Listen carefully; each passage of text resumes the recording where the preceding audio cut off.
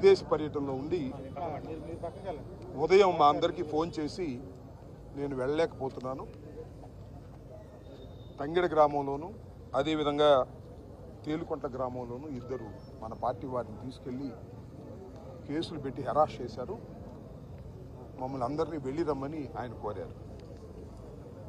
ఆ ఫోను పెట్టగానే జగన్మోహన్ రెడ్డి గారి దగ్గర నుంచి ఫోన్ వచ్చింది. అన్న, తంగెడ గ్రామంలో వైఎస్ఆర్ కాంగ్రెస్ పార్టీకి చెందినటువంటి ఒక యువకుడిని తీసుకువెళ్ళి చిత్రహింసలకు పోలీసు వారు గురి చేశారనే విషయం నాకు చెవికొచ్చింది. అది ఎంతవరకు నిజము ఏమిటి తెలుసుకోండి, అవసరమైతే మీరు వెళ్ళి ఆ కుటుంబాన్ని పరామర్శించరండి, తెలుసుకోండి వాస్తవాలని చెప్పడం జరిగింది. ఆ తర్వాత మా లీగల్ సెల్ మాధవికి ఫోన్ చేసి వివరాలు తెలుసుకోవడం జరిగింది. ఇక్కడ ఉన్నటువంటి పెద్దలను కూడా తెలుసుకొని ఈరోజు మేమందరం ఒక టీమ్గా వచ్చి ఉప్పుతోళ్ల హరికృష్ణని అదేవిధంగా చల్లా ప్రేమ్ కుమార్ని ఇద్దరిని కూడా లోపలికి వెళ్ళి పరామర్శించి జరిగిన విషయాలు తెలుసుకొని మీడియా ముందుకు రావటం జరిగింది. చాలా దురదృష్టం, చెప్పాలంటేనే కొంత సిగ్గుగా ఉంది. ఒక ప్రజాస్వామ్య దేశంలో ఒక వ్యక్తిని పట్టుకు వెళ్ళి రక్షక భటులు అనేవారు, అంటే పోలీసులు పట్టుకు వెళ్ళి కొట్టడం, దారుణంగా చిత్రహింసలకు గురి చేయటం అనేది చాలా దారుణమైనటువంటి అంశం. నిజంగా ఉప్పుతోళ్ల హరికృష్ణ చెప్పిన మాటలు నా మాటలుగా చెప్పాలంటే, ఆయన ఉదయం 4 గంటలకి పోలీసు వారు వచ్చారు. అది కూడా ఎవరో జానీ భాష అంట, ఆ గ్రామంలో ప్రత్యర్థి రాజకీయ పార్టీకి తెలుగుదేశం పార్టీకి చెందినటువంటి నాయకుడు.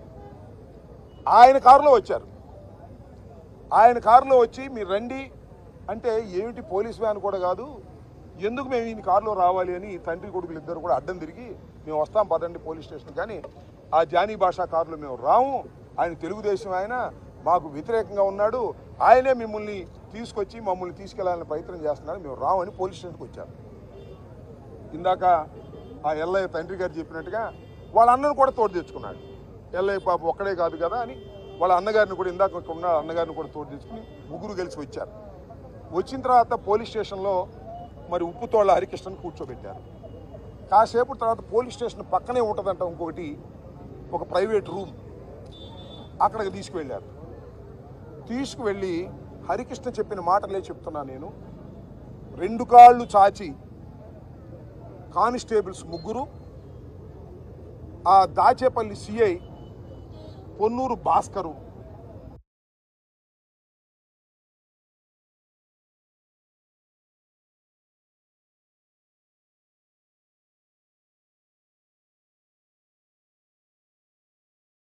వచ్చి ఆ 2 కాళ్ళ మోకాళ్ళ మీద నిలబడి ముఖం మీద కొట్టడం. What is this? ఏం చేశాడు ఆయన? అతను ఏం ఘోరం చేశాడు? వైఎస్ఆర్ కాంగ్రెస్ పార్టీలో ఉన్నాడు, అయితే పోలీసులు ఏదైనా ఉంటే కేసు పెట్టండి, పెట్టారుగా. 307 అంటే 109 BNS పెట్టారు. అంటే మనిషిని చంపబోయాడని ఓ ఫాల్స్ కేసు పెట్టారు. మరి కొట్టడం ఏంటి? ఒక మనిషి ఇట్లా కొట్టడం ధర్మమేనా? అసలు ఆ సిఐ గారి పద్ధతి ఏంటి? This the second time Krishnaveni అని ఆయన పట్టుకొచ్చి హైదరాబాద్లో పట్టుకొచ్చి రాత్రి 12-1 గంటకి ఆమెని ఇంట్రాగేషన్ చేశాడు. అదే విషయం మ్యాజిస్ట్రేట్ గారికి చెప్పింది. ఆమె చెబితే నోటీస్ ఇచ్చారు మ్యాజిస్ట్రేట్ గారు. మళ్ళీ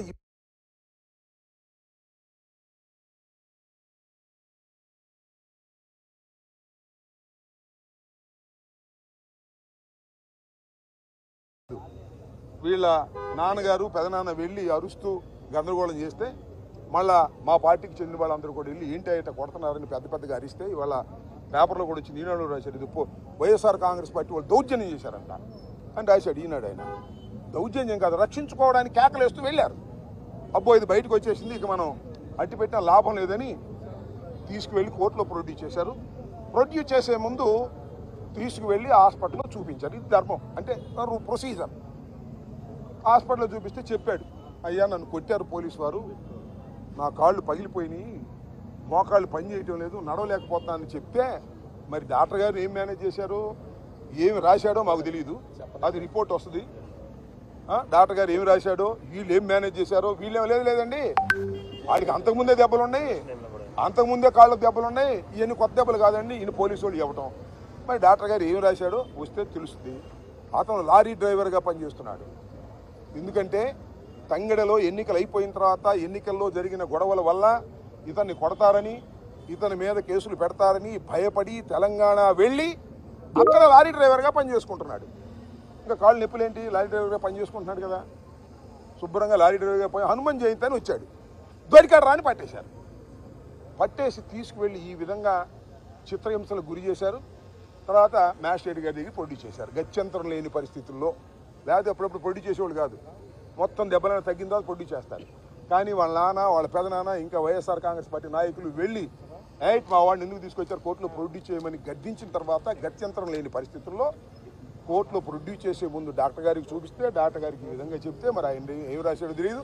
మళ్ళీ మ్యాజిస్ట్రేట్ గారి దగ్గరికి వెళ్ళాడు.